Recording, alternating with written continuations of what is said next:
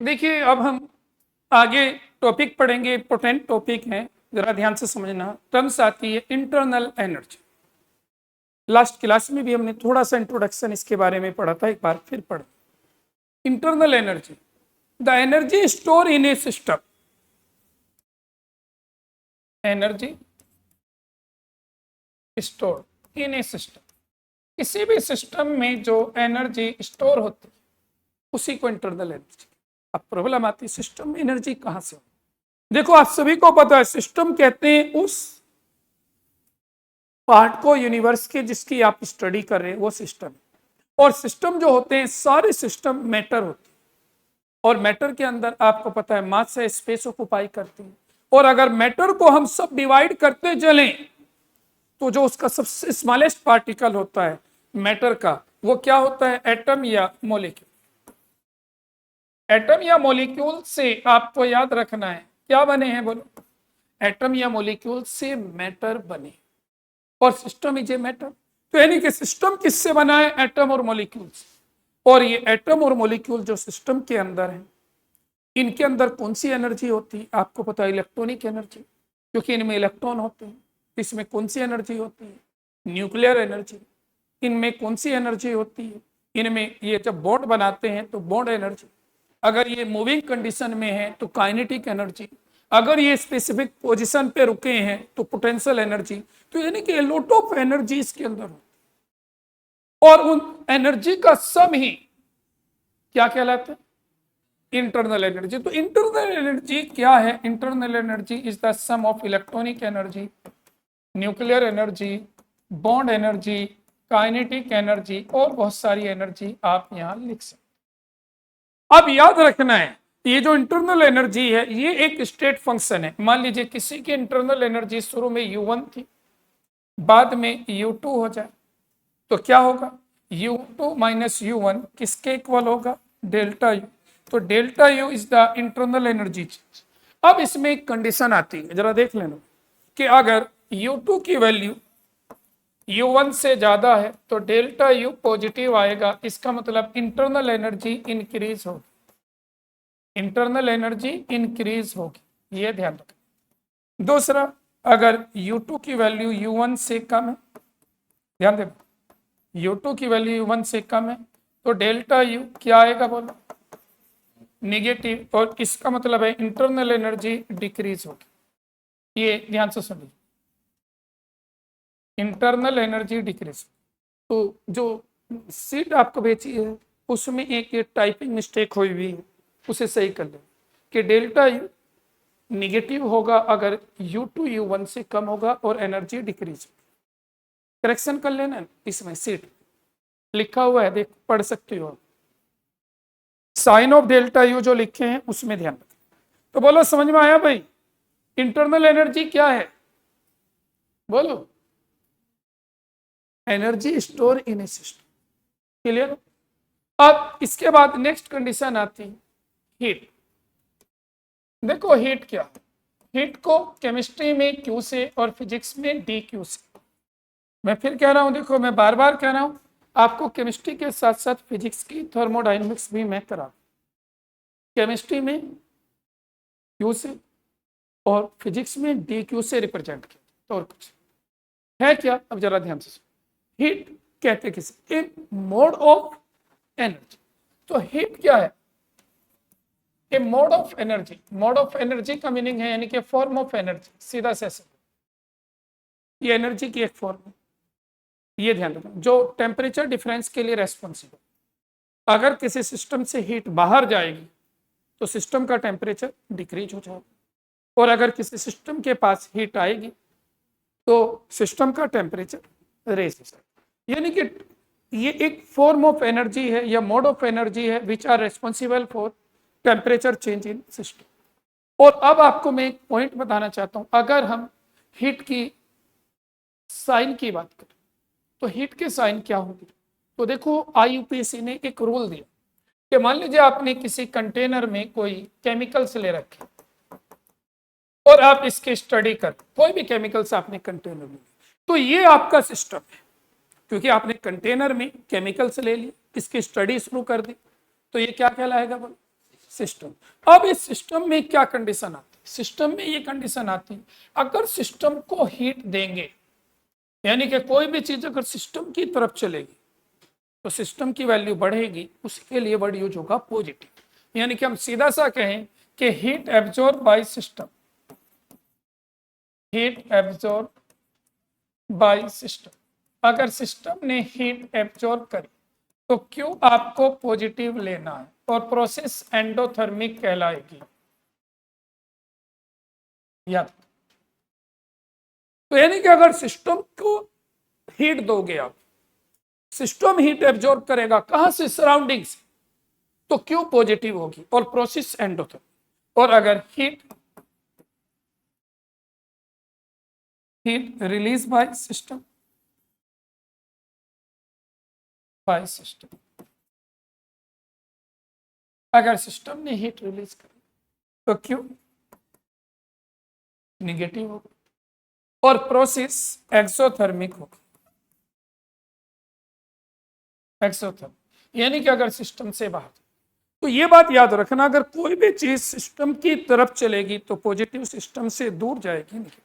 ये IUPAC rule है chemistry में, थर्मोडायनेमिक्स में, इसका ही यूज आपको शुरू से लास्ट तक करना। अगर कोई भी प्रॉपर्टीज, किसी भी प्रॉपर्टीज की बात करें, अगर वो सिस्टम की तरफ चलेगी तो उसकी मैग्नीट्यूड पॉजिटिव लेना, और अगर वो सिस्टम से दूर जाएगी तो नेगेटिव। केमिस्ट्री में सीधा सा ये रूल लेना। अब हीट आपको बता दिया, अगर सिस्टम के पास आ रही तो पॉजिटिव, और सिस्टम से दूर जा रही निगेटिव। अब इसमें आपको एक चीज पर और स्पेशली ध्यान देना, वो क्या है वो सुन लीजिए। आपको यहाँ एक चीज पे और स्पेशली ध्यान देना है, और वो ये है कि हीट की यूनिट क्या होती है। क्योंकि ये मोड ऑफ एनर्जी है, तो जो एनर्जी की यूनिट होती है वो हीट की। आप क्या लिख सकते हो? जूल पर मोल लिख सकते हो, किलो जूल पर मोल लिख सकते हो, आप कैलोरी लिख सकते हो, किलो कैलोरी लिख सकते हो, उससे कोई तो हो जाएगा। बोलो, तो हीट समझ में आ गया, इंटरनल एनर्जी आ गया। अब नेक्स्ट और इंपॉर्टेंट टर्म्स आती है वर्क। वर्क को बहुत ध्यान से समझना, सबसे ज्यादा यूज होगी ये टर्म्स, वर्क। अब वर्क है क्या, आप सभी ने पढ़ा है। Work is a product of force into displacement.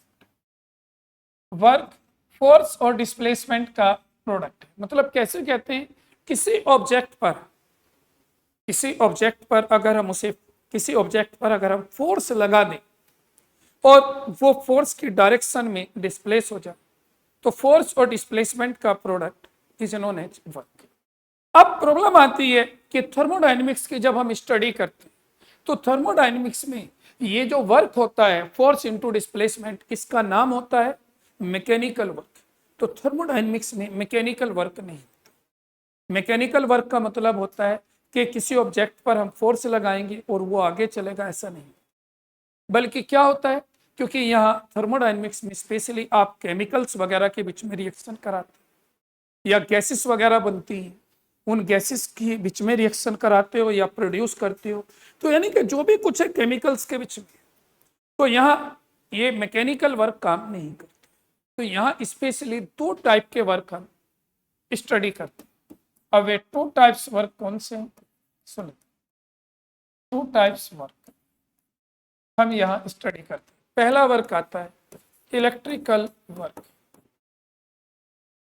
Electrical work कहाँ है यूज होता है, सुन लीजिए। इलेक्ट्रिकल वर्क यूज होता है सेल या बैटरी।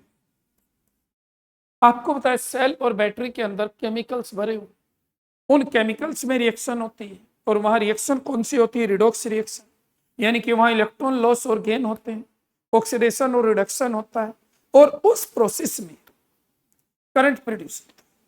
तो ऐसे सेल को यानी कि हम क्या कहते हैं? Electrochemical cell. तो उनके अंदर ये इलेक्ट्रिकल वर्क होता है। तो जो आप सेल या बैटरी देखते हो उनमें ये वर्क है। अब प्रॉब्लम है इसका फॉर्मूला कैसे बने। तो देखिए, आपने फिजिक्स में एक फॉर्मूला पढ़ा था, वर्क किसके इक्वल है? Charge into potential, charge into potential. Charge और पोटेंशियल का प्रोडक्ट वर्क कहलाता है, ये फिजिक्स से आता है। अब प्रॉब्लम आती है सेल के अंदर चार्ज कहां से आए? तो सेल में इलेक्ट्रॉन का मोमेंट्स होता है, मैंने बताया ना ऑक्सीडेशन रिडक्शन होती है, या तो इलेक्ट्रॉन लॉस होंगे या इलेक्ट्रॉन गेन होंगे। अब इलेक्ट्रॉन लॉस या गेन से इलेक्ट्रॉन मूवमेंट्स करेगा, और इलेक्ट्रॉन्स के मूवमेंट्स की वजह से चार्ज होता है, यानी कि इलेक्ट्रॉन्स पे चार्ज है तो चार्ज पार्टिकल मूवमेंट्स करता है। अब जो चार्ज लिया जाता है वो इलेक्ट्रॉन का। अब इलेक्ट्रॉन के चार्ज को ध्यान रखना है, कब कैसे कैसे हम लिखते हैं तो लिखते। आप सभी को पता है एक इलेक्ट्रॉन पर कितना चार्ज होता है, charge on one electron, one electron सबने पढ़ा है सेकंड चैप्टर में, 1.6 इंटू 10⁻⁹ कूलम।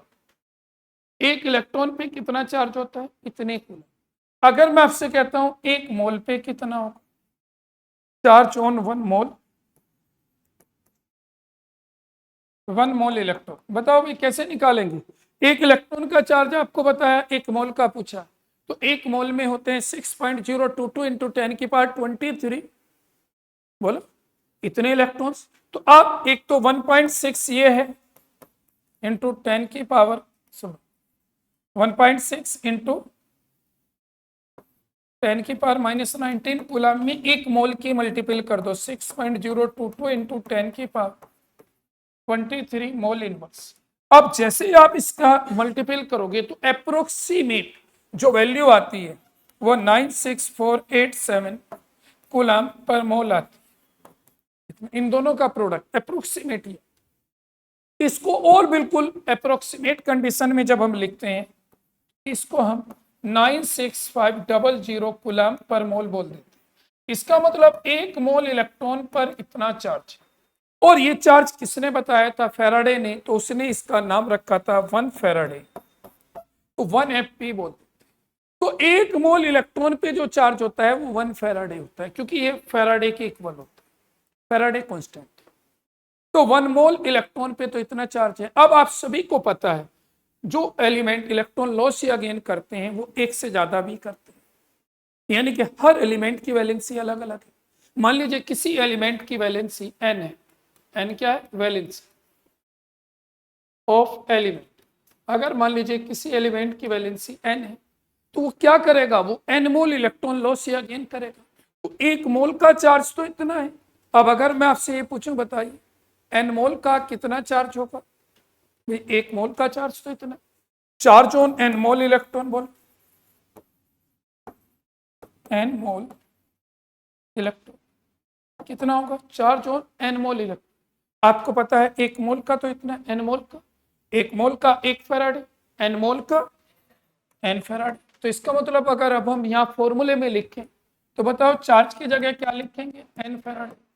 और पोटेंशियल को फिजिक्स में v से रिप्रेजेंट करते हैं, केमिस्ट्री में ई से करते हैं, तो यहाँ पोटेंशियल की जगह ई लिख दें। ये ई कुछ और नहीं है, सेल पोटेंशियल होता है। तो आप देख सकते हो वर्क किसके इक्वल आया, बोलो।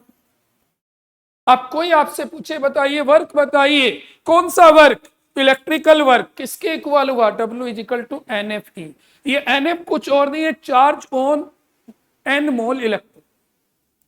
एक मोल इलेक्ट्रॉन पे चार्ज है 1 फैराडे, n मोल पे कितना है, n फैराडे, और पोटेंशियल है E। इन दोनों का प्रोडक्ट W होता है, ये ध्यान। बोलो कोई प्रॉब्लम इसमें, समझ में आ गई। अब आगे बढ़ते हैं इससे। तो W = NFE, ये आपको ध्यान रखना। ये था कौन सा वर्क था, बोलो, इलेक्ट्रिकल। तो थर्मोडायनेमिक्स में कभी कभी इस वर्क के फॉर्मूले की हमें जरूरत पड़ जाती है। अब दूसरा वर्क आता है प्रेशर वॉल्यूम वर्क। अब ये प्रेशर वॉल्यूम वर्क कहां से बना, समझना है, सिर्फ और कुछ नहीं, नोट्स में सब लिखा हुआ, आप देखो नोट्स में सारी टर्म्स लिखी हुई। अब आता है प्रेशर वॉल्यूम वर्क। ये प्रेशर वॉल्यूम वर्क कहां से बना, तो ये मैकेनिकल वर्क से ही हम बनाते हैं। सभी बच्चे जरा भी से ध्यान से देखना। Second condition, pressure volume work, pressure volume work. Pressure volume work में आप सभी बच्चों से पूछना चाहूंगा, बहुत ध्यान से समझना है और याद रखना। प्रेशर वॉल्यूम वर्क है क्या और इसे हम कैसे यूज करें या कैसे इसे बनाते। देखो आप सभी बच्चे ध्यान देना। अब मैं यहाँ उसी कॉन्सेप्ट पे आऊंगा। वर्क का जो आपने फॉर्मूला पढ़ा है, वर्क है फोर्स इनटू डिस्प्लेसमेंट, लेकिन अब हम इसी से ही वर्क का फॉर्मूला बनाएंगे। कैसे, अब चलो मान लीजिए हम एक कंटेनर लेकर चलते, कंटेनर लेते हैं सिलेंड्रिकल शेप का, यहां देखना जरा, हम एक कंटेनर लेकर चलते हैं, कंटेनर कैसा है बोलो, सिलेंड्रिकल शेप का, और इसका एरिया ऑफ क्रॉस सेक्शन, इसका एरिया हम ए मान लो, इसमें हम कोई गैस फिल करते हैं, मान लीजिए हमने इसमें गैस फिल कर दी, और इस गैस का प्रेशर P है, इस गैस का प्रेशर P है, ये ध्यान, प्रेशर ऑफ गैस, कोई डाउट। अब ऊपर हम यहां देखते रहो, एक फ्रिक्शन लेस पिस्टन लगाते, एक friction less piston, friction less का मतलब क्या होता है, यानी कि एक ऐसा पिस्टन जब वो मूविंग कंडीशन में होगा तो साइड में कोई फ्रिक्शन नहीं होगा। भाई जब किसी कंटेनर में पिस्टन चलेगा तो साइड से रब होता चलेगा, मिलता चलेगा, तो उस टाइप पे कोई फ्रिक्शन नहीं होगा, तो फ्रिक्शन लेस हमने यहां पिस्टन लगाया। अब इस पिस्टन का जो प्रेशर है, ध्यान से सुनो, इस प्रेशर को हम कहते हैं एक्सटर्नल प्रेशर, एक्सटर्नल प्रेशर। अब मैं आपको ये समझा दूं ये एक्सटर्नल प्रेशर क्या है। ये एक्सटर्नल प्रेशर है, एक तो इसका खुद का वेट, इस पिस्टन का अगर ये वर्टिकल कंडीशन में रखा है तो जो पिस्टन बना इसमें कोई ना कोई मेटल वगैरह हमने यूज किया है, उसका वेट क्या है, एक तो इसका वेट, दूसरा इसके चारों तरफ एयर है, अगर ये क्लोज कंटेनर में नहीं, अगर क्लोज कंटेनर में है तो एयर नहीं, वरना क्या है इसके पीछे बोलो, एयर, तो वो जो भी इसके बाहर है उसका प्रेशर भी इस पे, ये देखो, तो और उसे हमने टोटल को एक साथ पी एक्सटर्नल का, यानी कि जो भी इसके बाहर है वो सब हमने क्या कहा बोलो, एक्सटर्नल प्रेशर में सब चीजें, चाहे वो वेट हो या एक्स्ट्रा कोई बाहर का प्रेशर लगा, तो बाहर प्रेशर है पी एक्सटर्नल और ये। अब हम इस फॉर्मूले को समझना चाहते हैं प्रेशर वॉल्यूम वर्क के, तो हम यहाँ एक प्रोसेस डिस्कस करते हैं, प्रोसेस लेते हैं, work done in expansion of gas, तो हम क्या करते हैं, work done in expansion of gas. आप सभी बच्चे जानते हैं एक्सपेंशन का मतलब जब गैस फैलती है, इसको एक्सपेंशन कहते हैं। अब गैस एक्सपेंड कब हो सकती है, तो जरा यहां ध्यान से, तो ये कंडीशन तब हो सकती है जब एक्सटर्नल प्रेशर कम हो, इंटरनल प्रेशर ज्यादा। भाई अगर मैं आपसे ये कहूं कि एक्सटर्नल प्रेशर कम है और पी गैस ज्यादा, तो क्या होगा, अंदर से पिस्टन पे ज्यादा प्रेशर लग रहा है बाहर का, तो ये पिस्टन पीछे की तरफ चलेगा। अब मान लीजिए पिस्टन जैसे पीछे चलता है, अब हम इसका डिस्प्लेसमेंट यहां से ये यहां तक जाता है और इसका डिस्प्लेसमेंट डीएल मान लेते, कितना मान लिया डीएल। अब ये पिस्टन पीछे चलता, पीछे की तरफ शिफ्ट हो गया, और अब हमने डिस्प्लेसमेंट कितना मान लिया डीएल। अब अगर मैं आपसे यहां वर्क डन पूछूं, work done by the gas on piston, तो बता सकते हो वर्क डन कितना होगा, आपका होगा वर्क डन डी डब्ल्यू किसके इक्वल हो, अब आपको पता है फोर्स इंटू डिस्प्लेसमेंट, आप फॉर्मूला लगाओगे फोर्स इंटू डिस्प्लेसमेंट। अब फोर्स क्या है, तो फोर्स को हम प्रेशर की फॉर्म में बदलेंगे, तो अब अलग से आप देखो तो आप सबने एक फॉर्मूला पढ़ा है कि प्रेशर होता है फोर्स अपॉन एरिया, प्रेशर होता है फोर्स अपॉन एरिया। और अगर मैं यहां से फोर्स पूछूं प्रेशर इंटू ए, तो आप यहां क्या यूज करोगे बोलो, आप इस फॉर्मूले में प्रेशर इंटू एरिया और आगे एस, एस से डिस्प्लेसमेंट, डिस्प्लेसमेंट में क्या यूज करोगे डीएल। अब एक बात बताइए, प्रेशर तो आप जानते हो, ये area into DL, area into DL, area में दो टर्म्स आ जाती हैं भाई, है? क्या अब मैं जो बोल रहा था डिस्प्लेसमेंट, पिस्टन पीछे गया, कितना पीछे चला उसको ही तो हम डिस्प्लेसमेंट कह रहे हैं, बोलो पिस्टन पीछे की तरफ चला तो कितना चला, इसको हमने क्या कहा डीएल डिस्प्लेसमेंट। अब सुनो जरा, तो फोर्स की जगह हमने प्रेशर इनटू एरिया और डीएस, एस की जगह हमने डीएल लगा दिया। अब ये बताओ ए के अंदर दो टर्म्स आ गई, एक क्या बोलो, एक तो क्या आ गई बोलो ए के अंदर, यानी कि लेंथ ब्रेथ आ गई, और तीसरी टर्म्स ये होगी, और तीन टर्म्स का प्रोडक्ट क्या होता है? वॉल्यूम। और क्योंकि ये डीएल है तो चेंज इन वॉल्यूम हो जाएगा, तो इसकी जगह आप ऐसे लिख सकते हो ए इंटू डी।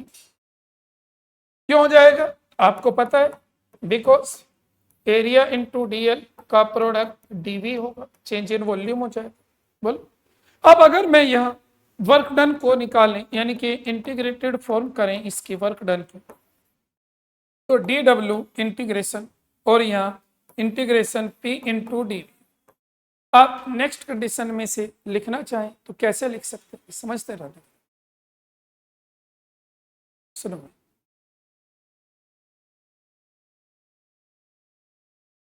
अब जरा ध्यान। अब अगर हम यहाँ लिमिट भी कंडीशन है, तो ये तो आ गया वर्क डीवी का, तो डब्ल्यू आ गया, और यहाँ पी कांस्टेंट है एक तरफ, तो यहाँ इंटीग्रेशन डीवी लिमिट मान ले v1 से v2। बताना क्या है इसका difference, P v2 minus v। बोलो लिमिट क्या है, डीवी का आप इंटीग्रेशन कर रहे हो, लिमिट है v1 से v2, तो v2 माइनस v। तो बताइए डब्ल्यू यानी कि वर्क किसके इक्वल आया, पी डेल्टा v। अब ये डेल्टा और डी में क्या फर्क है, सुन लो जरा।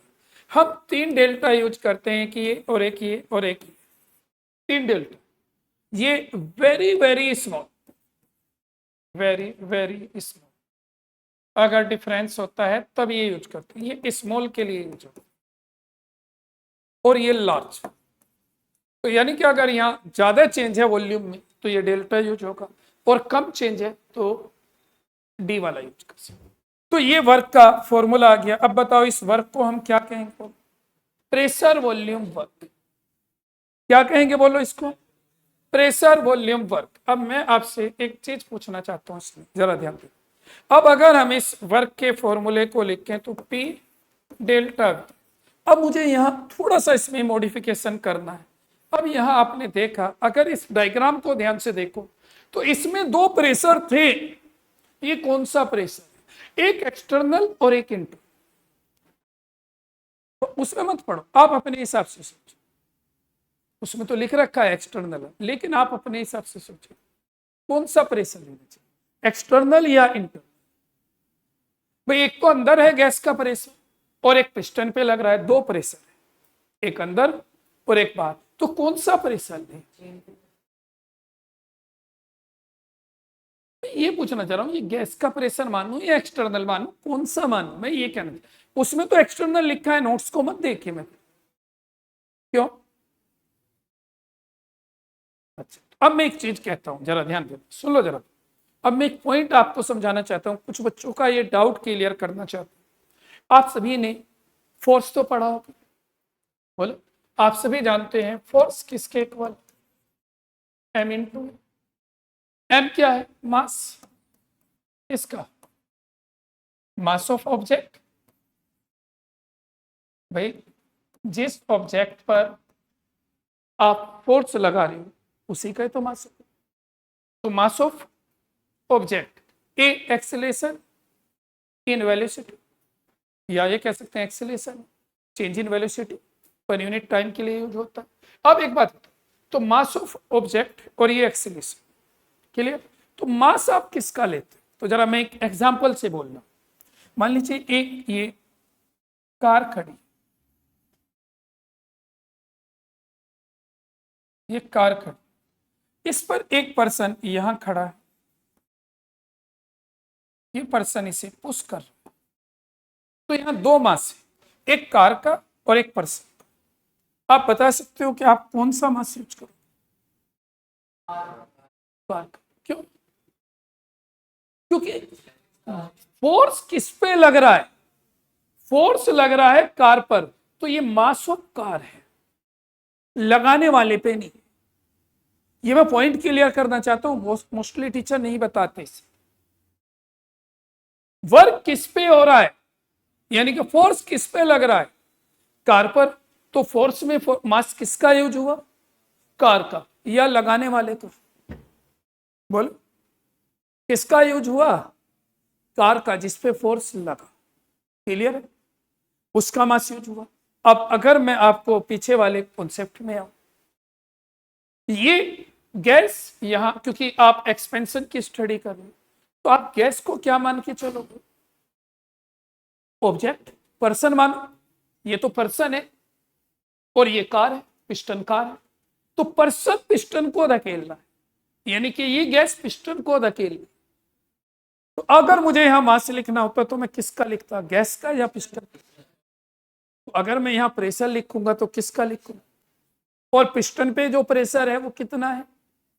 P external. तो इस फॉर्मूले को हम मॉडिफाइड करते हैं और यहाँ एक्सटर्नल प्रेशर लिखते हैं। क्लियर हुआ एक्सटर्नल क्यों लिया? नहीं बोलो, देख लो अभी पीछे मैंने आपको जो आपने सीखा उससे रिलेट करके समझा। भाई किसी कार पर कोई पर्सन फोर्स लगा रहा है, तो उस फोर्स में आप किसका मास लेते हो? उस ऑब्जेक्ट का जिस पर वो फोर्स लगा रहा है। तो ऐसी कंडीशन ये है, ये गैस इस पिस्टन को पीछे धकेल, तो मास किसका यूज होगा? अगर यूज करते पिस्टन का, तो यानी कि प्रेशर अगर यूज होगा तो किसका होगा? पिस्टन का। और पिस्टन पे क्या है? P external. अब ये तो हो गया एक। अब एक और चीज आपको यहां ध्यान देनी, वो क्या है? अभी मैंने स्टार्टिंग में कहा कि आईयूपीएसी ने एक रूल बनाया है। क्या रूल बनाया है? सुन लीजिए। आईयूपीएसी ने ये रूल बनाया है कि अगर कोई भी चीज सिस्टम की तरफ चलेगी तो पॉजिटिव है और सिस्टम से दूर जाएगी तो नेगेटिव। अब बताइए यहां क्या हो रहा है? ये सिस्टम है ये, और ये क्या कर रही है? इस पिस्टन को पीछे धकेल रही। तो इसका मतलब वर्क सिस्टम पे हो रहा है या सिस्टम सराउंडिंग पे कर रही है? सराउंडिंग पे हो रहा है। तो यानी कि वर्क सिस्टम से दूर हो रहा है, यानी कि वर्क हो रहा है सराउंडिंग पर। और जब वर्क सराउंडिंग पे हो रहा है तो वर्क निगेटिव होना चाहिए। और अब अगर मैं आपसे यहां पूछूं, जो पीछे आपको बता, आपसे मैं पूछूं जरा निकालना फॉर्मूले से, ये बताओ आप फॉर्मूला लगाओगे work is equal to P external V2 minus V1, यही तो फॉर्मूला लगाओगे, बोलो। अब देख के बताओ, अगर एक्सपेंशन हो रहा है तो V1 किसे मानते हैं? V1 मानते हैं सिर्फ पहले वाले वॉल्यूम को। V2 किसको मानते हैं?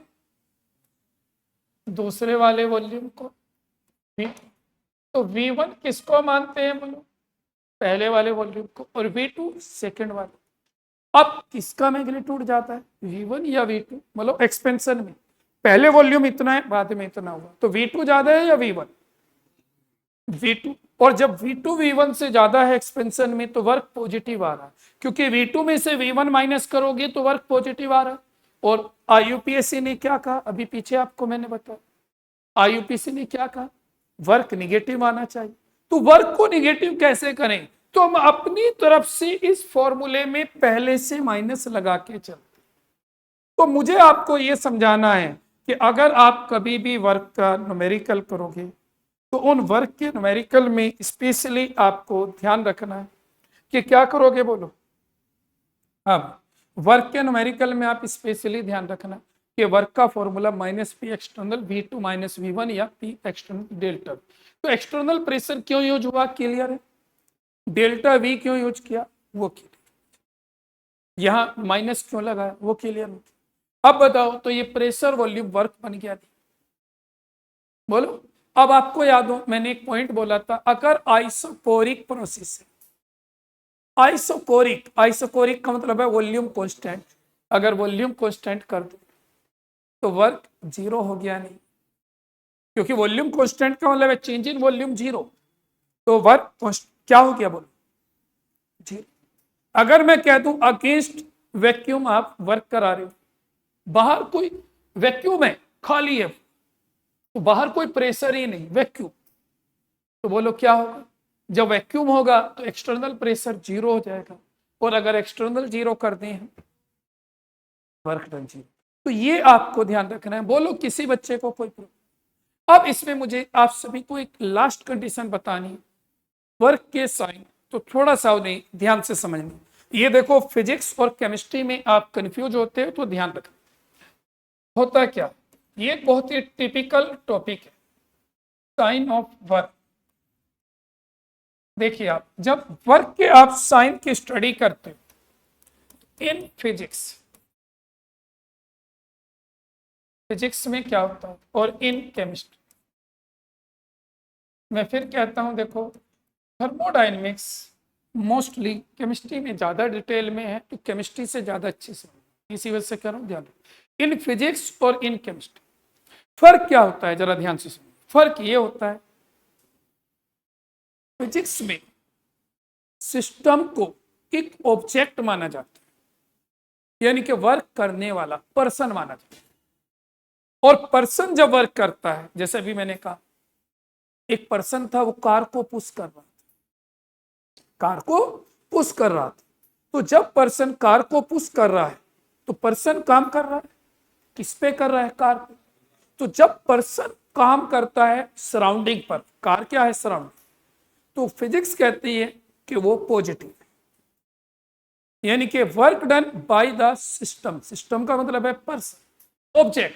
तो इसका मतलब अगर ध्यान रख लेना, work done by the system, अगर सिस्टम वर्क कर रहा है तो फिजिक्स क्या कहता है, सुन लीजिए, फिजिक्स कहता है वर्क पॉजिटिव है। लेकिन केमिस्ट्री कहता है नहीं, वर्क सराउंडिंग पे हो रहा है, वर्क सराउंडिंग पे हो रहा है, तो सिस्टम की वैल्यू घट रही है, तो वर्क निगेटिव। ये फर्क है।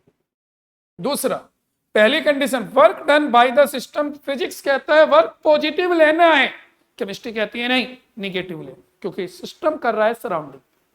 क्योंकि केमिस्ट्री में कोई रूल नहीं लगता, केमिस्ट्री में बस ये रूल है, आईयूपीसी ने आसान किया, कोई भी चीज सिस्टम के पास आए उसे पॉजिटिव ले, सिस्टम से दूर जाए निगेटिव। तो वर्क जब सराउंडिंग पे हो रहा है तो सिस्टम की वैल्यू घट रही है, तो सराउंडिंग की बढ़, बस उसके। दूसरा है वर्क डन